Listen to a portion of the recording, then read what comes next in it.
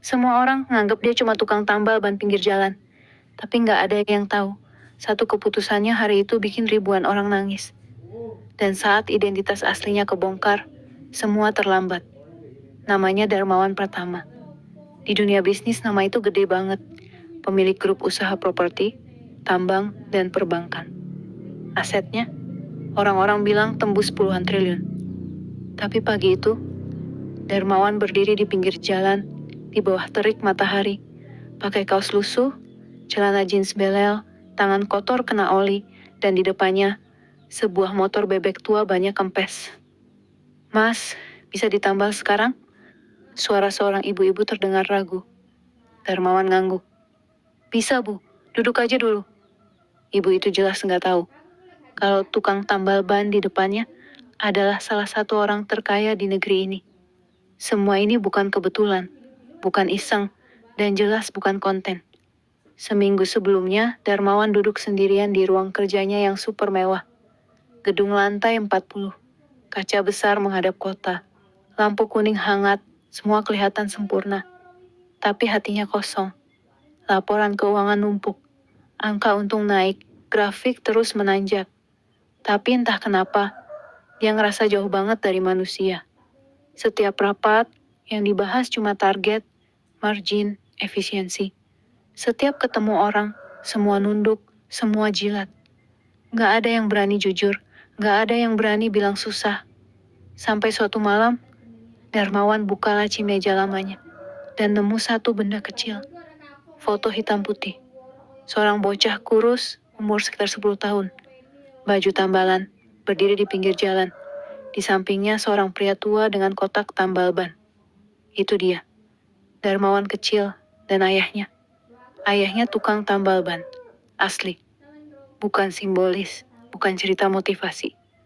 Beneran hidup dari nambal ban, hujan kepanasan, kadang sehari cuma dapat cukup buat makan. Ayahnya meninggal waktu Darmawan kelas 2 SMA. Sejak itu, Darmawan bersumpah. Gue harus keluar dari hidup kayak gini. Dan dia berhasil. Terlalu berhasil. Sampai lupa rasanya jadi orang kecil. Besok paginya tuh Darmawan manggil tangan kanannya. Pak Budi, katanya pelan. Saya mau cuti. Pak Budi kaget. Cuti pak, proyek tambang baru mau tanda tangan. Saya perlu turun ke lapangan. Tapi, jangan ada yang tahu. Turun lapangan yang mana pak? Darmawan tersenyum tipis. Lapangan yang dulu ngebesarin saya. 2 hari kemudian, sebuah lapak tambal ban kecil berdiri di pinggir jalan kota satelit. Spanduknya sederhana. Tambal ban cepat. Bisa panggil. Pemiliknya, di KTP tertulis, Darman, bukan Darmawan. Setiap pagi dia buka lapak jam 7. Pompa manual, alat tambal lama, bangku plastik. Tangannya lecet, punggung pegal. Tapi anehnya, dia ngerasa hidup lagi. Orang-orang datang silih berganti. Ada driver ojek online, ada buruh bangunan, ada ibu-ibu pasar. Dan dari situ, Darmawan mulai dengar cerita. Cerita yang nggak pernah masuk ruang rapat. Mas, nambal berapa? 15.000 pak. Wah, mahal juga ya sekarang, kata seorang bapak sambil nyengir pahit. Darmawan cuma senyum. Kalau susah, 10 juga nggak apa-apa. Bapak itu kaget. Serius mas? Iya, rezeki masing-masing. Bapak itu terdiam sebentar. Lalu ngomong pelan. Mas tahu nggak? Saya kerja 12 jam sehari. Gaji nggak naik-naik.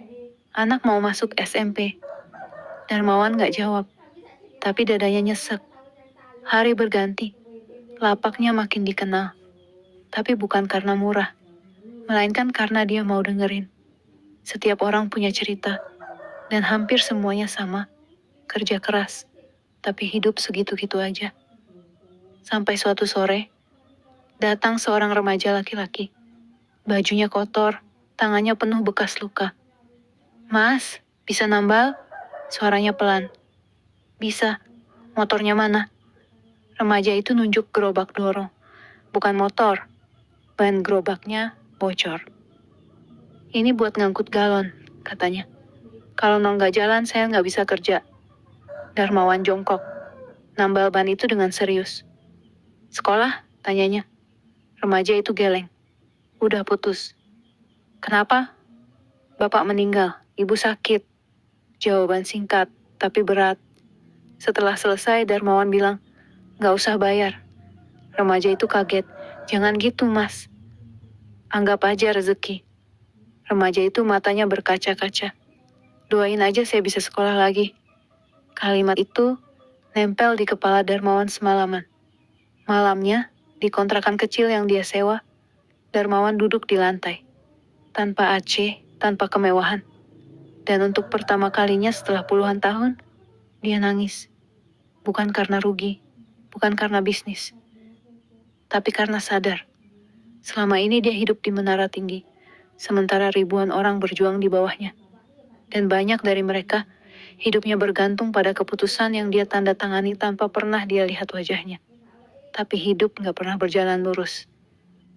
Suatu pagi, sebuah mobil mewah hitam berhenti mendadak di depan lapak. Orang-orang sekitar langsung nengok. Pintu mobil kebuka. Keluar seorang pria rapi, jas mahal, sepatu mengkilap. Dia berdiri lama, menatap Darmawan. Lalu bilang pelan, "Bang." Darmawan kaget. Pria itu adalah mantan karyawan lamanya. Dan dari tatapan itu, Darmawan tahu, penyamarannya gak akan bertahan lama. Saat rahasia mulai terbaca.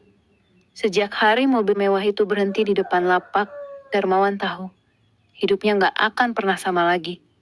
Pria berjas rapi yang berdiri kaku di pinggir jalan itu bukan orang sembarangan. Namanya Rizal. Dulu, dia manajer senior di salah satu anak perusahaan Darmawan. Orang yang pernah duduk satu meja rapat. Orang yang pernah berdiri sambil presentasi di depan Darmawan, keringat dingin, takut salah ngomong. Sekarang, orang itu berdiri di depan tukang tambal ban, dan wajahnya pucat. "Pak Darmawan?" Suaranya hampir berbisik. Darmawan berhenti nambal, pelan-pelan berdiri. Matanya menatap Rizal lama. "Di sini, saya Darman," katanya tenang. Rizal menelan ludah. "Maaf Pak, saya nggak yakin, tapi wajah Bapak." Darmawan senyum tipis. "Kalau mau nambal ban, silakan. Kalau enggak, saya mau lanjut kerja." Rizal mundur satu langkah, nunduk. "Baik Pak. Mas." Dia masuk ke mobil, pintunya nutup. Mobil itu pergi. Tapi sejak saat itu, desas-desus mulai hidup. Hari-hari berikutnya, lapak Darmawan gak pernah sepi. Tapi bukan cuma pelanggan. Ada orang-orang yang datang buat ngeliatin, buat mastiin. Ada yang foto diam-diam. Ada yang pura-pura nambal ban padahal bannya bagus. "Mas, katanya mirip orang TV ya. Mas pernah kerja kantoran?" "Mas namanya Darman ya?" Darmawan jawab seadanya. Tetap nambal, tetap senyum. Tapi di dalam dadanya, ada gelombang yang makin besar. Suatu siang, datang seorang driver ojek online. Namanya Agus, langganan. "Mas Darma, rame banget sekarang ya lapaknya," katanya sambil ketawa. Darmawan senyum. "Rezeki." Agus mendekat, suara direndahin. "Mas, saya dengar kabar aneh." "Apa?" "Katanya Mas ini orang gede." Darmawan berhenti sejenak, ngangkat kepala. "Menurut Mas, saya orang gede." Agus menatapnya. "Kalau dari baju enggak, kalau dari cara ngomong, saya nggak tahu." Darmawan ketawa kecil. "Nambal ban aja saya, Gus." Agus ikut ketawa, tapi sorot matanya mikir. Malamnya, Darmawan duduk di kontrakan kecilnya. HP-nya bergetar. Nomor tak dikenal. Dia angkat. "Pak Darmawan," suara di seberang dingin. "Siapa ini?" "Dewan direksi. Kami tahu Bapak di mana." Sunyi. "Bapak main-main terlalu jauh." Darmawan menjawab pelan. "Justru selama ini saya yang main-main. Sekarang saya belajar serius." Telepon ditutup. Besok paginya, sebuah kejadian kecil, tapi dampaknya besar. Seorang nenek jatuh pingsan di depan lapak. Orang-orang panik. Darmawan langsung sigap. Angkat nenek itu ke bangku. Belikan air. Panggil ojek buat bawa ke klinik. Di klinik itu Darmawan bayar semua biaya. Tanpa banyak tanya. Perawat berbisik. "Mas, baik banget. Kayak orang kaya." Darmawan cuma senyum. Tapi ada satu orang di klinik itu yang mengenali dia. Seorang pria tua, mantan satpam gedung kantor pusatnya dulu. Pak Darmawan, suara itu bergetar. Darmawan menutup mata sesaat. Kali ini, dia tahu. Rahasia itu sudah bocor. Kabar itu menyebar cepat. Media lokal mulai nulis artikel aneh. Benarkah miliarder terkenal menyamar jadi tukang tambal ban? Foto Darmawan dari jauh beredar. Wajahnya setengah tertutup topi. Komentar netizen meledak. Ada yang muji, ada yang nyinyir, ada yang bilang pencitraan murahan. Darmawan baca semuanya, tanpa komentar. Di lapak, suasana berubah. Ada yang datang sambil sinis. Pak, pura-pura miskin capek enggak? Ada juga yang marah. Enak ya Pak, main jadi orang kecil, terus pulang ke rumah gede. Darmawan nerima semuanya, gak bantah. Sampai suatu sore, datang seorang perempuan muda. Bajunya rapi, wajahnya tegang. Namanya Sari. Pak Darma, saya mantan karyawan perusahaan Bapak. Darmawan menatapnya. Silakan duduk. Sari duduk, tangannya gemetar. Bapak ingat PHK massal 3 tahun lalu? Darmawan mengangguk pelan. Saya salah satu yang kena. Waktu itu saya hamil. Sunyi. Suami saya pergi. Anak saya lahir tanpa ayah. Saya kerja serabutan sampai sekarang. Air mata Sari jatuh. Saya nggak datang buat minta apa-apa. Saya cuma pengen Bapak lihat wajah saya. Biar kalau tanda tangan lagi, Bapak ingat. Kalimat itu lebih kejam dari tamparan.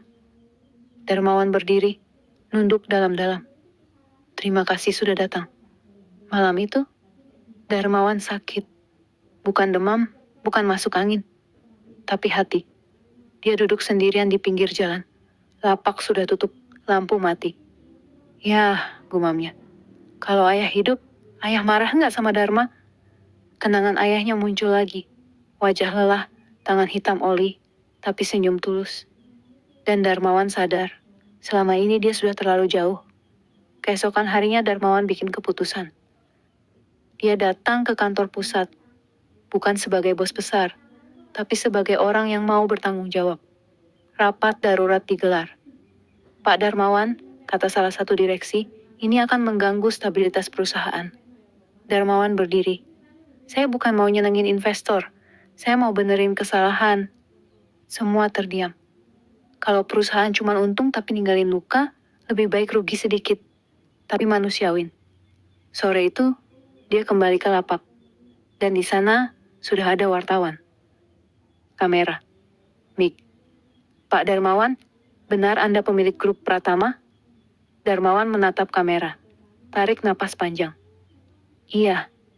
Jawaban singkat. Tapi efeknya, meledak. Di antara kerumunan itu, Raka, remaja penarik galon, berdiri terpaku. Dia menatap Darmawan. Matanya campur aduk. Mas, katanya pelan. Jadi mas ini, orang kaya?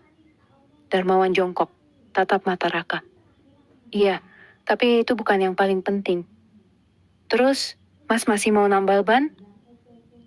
Darmawan senyum. Selama masih ada orang yang butuh. Raka mengangguk. Matanya berkaca-kaca. Dan hari itu, topeng Darmawan resmi jatuh. Bukan dengan drama, bukan dengan pengakuan megah, tapi dengan satu kalimat jujur. Dan dari situlah, semua konsekuensi dimulai. Ketika topeng jatuh dan hati dibuka. Pagi itu, lapak tambal ban di pinggir jalan sudah buka seperti biasa. Spanduknya masih sama. Bangku plastik masih 3. Pompa manual masih berdecit tiap dipakai. Tapi suasananya beda. Orang-orang yang lewat melirik lebih lama. Ada yang berhenti cuma buat nengok. Ada yang bisik-bisik. Itu beneran ya? Katanya tukang tambal ban itu bos gede. Masa sih? Darmawan, atau sekarang orang mulai manggilnya Pak Darma, tetap jongkok. Tetap nambal. Tetap pakai kaos lusuh. Seolah-olah semua gosip itu angin lewat. Padahal dalam hatinya, dia tahu hari ini bukan hari biasa. Sekitar jam 9 pagi, seorang ibu-ibu datang. Bukan buat nambal ban. Ibu itu pakai seragam pabrik. Wajahnya capek, matanya sembab. Pak, suaranya gemetar. Boleh ngomong sebentar? Darmawan berdiri. Nggak apa-apa, Bu. Duduk aja. Ibu itu duduk. Tangannya saling menggenggam. Pak, saya kerja di pabrik garmen di kawasan timur. 2 bulan lalu pabrik kami tutup. Darmawan terdiam. Itu perusahaan Bapak ya? Pertanyaan itu seperti pisau pelan-pelan masuk ke dada. Darmawan nggak langsung jawab. Dia narik napas. Iya, Bu. Ibu itu nunduk. Air matanya jatuh. Suami saya cuma kuli. Anak 2 masih sekolah. Waktu pabrik tutup, nggak ada yang jelasin apa-apa. Kami cuma disuruh pulang. Sunyi. Orang-orang sekitar ikut terdiam. Ibu itu lanjut. Saya nggak marah, Pak. Saya cuma pengen Bapak tahu. Di balik satu tanda tangan, ada hidup orang-orang. Kalimat itu lebih berat dari makian. Darmawan nunduk dalam-dalam. Terima kasih, Bu. Saya salah. Ibu itu kaget. Bapak, minta maaf? Iya, dan saya janji saya akan tanggung jawab. Hari itu berita makin menyebar. Media datang, kamera, wartawan. Pak Dharma, benar Anda pemilik grup usaha Pratama? Kenapa menyamar jadi tukang tambal ban? Apakah ini pencitraan? Darmawan berdiri di depan lapaknya. Gak pakai podium, gak pakai jas. Dia cuma bilang satu hal. Kalau saya mau pencitraan, saya gak akan duduk di sini sebulan. Saya kesini karena saya lupa rasanya jadi manusia. Kalimat itu viral. Sore harinya, Darmawan pergi ke tempat yang paling berat buat didatangi. Pabrik garmen yang tutup itu. Gerbangnya karatan, pelang nama sudah dicopot. Di depannya, beberapa mantan karyawan masih sering nongkrong. Bukan karena kerja, tapi karena belum tahu mau kemana. Begitu Darmawan turun dari mobil sederhana yang dia pakai, orang-orang langsung mengenali. Ada yang marah, ada yang nangis, ada yang cuma diam. Seorang bapak tua maju. Pak, saya kerja di sini 22 tahun. Anak saya lahir, besar, kuliah dari gaji sini. Darmawan menatapnya. Saya tahu, Pak. Kalau Bapak tahu, kenapa ditutup? Darmawan menghela napas panjang. Karena saya cuma lihat angka. Dan hari ini saya bayar mahal buat kebodohan itu. Besoknya, pengumuman keluar. Pabrik dibuka kembali. Dengan manajemen baru, gaji minimum dinaikkan, jam kerja dikaji ulang, dan mantan karyawan dipanggil satu persatu. Media heboh, investor ribut, dewan direksi protes. Pak Darmawan, ini berisiko, margin kita turun, ini nggak rasional. Darmawan cuma jawab pelan, yang nggak rasional itu bisnis tanpa hati. Tapi perubahan paling besar bukan di perusahaan, melainkan di lapak kecil itu. Lapak tambal ban sekarang selalu ramai, bukan cuma buat nambal, tapi buat curhat. Suatu hari, remaja penarik galon yang dulu datang lagi. Namanya Raka. Mas, Pak, dia bingung manggilnya. Darmawan ketawa kecil. Manggil Mas aja. Raka senyum. Saya keterima paket C, Mas. Serius? Darmawan langsung berdiri. Iya, dan ada orang yang bayarin. Darmawan pura-pura kaget. Wah, baik banget orangnya. Raka menunduk. Saya tahu, itu Mas. Mata mereka ketemu. Nggak ada kata-kata, tapi sama-sama ngerti. Suatu malam, Darmawan duduk sendirian di lapak. Lampu bohlam kecil menyala kuning. Jalanan mulai sepi. Dia ngeluarin foto lama ayahnya. Foto yang sama. Ya, katanya pelan. Maafin Dharma lama lupa.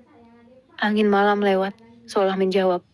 Beberapa bulan kemudian, lapak itu berubah. Bukan jadi mewah, bukan dipoles berlebihan, tapi di sampingnya berdiri rumah singgah kecil, buat anak-anak putus sekolah, buat tukang ojek kecelakaan, buat buruh yang butuh bantuan hukum. Di pelangnya tertulis, rumah ban, tempat berhenti sebentar.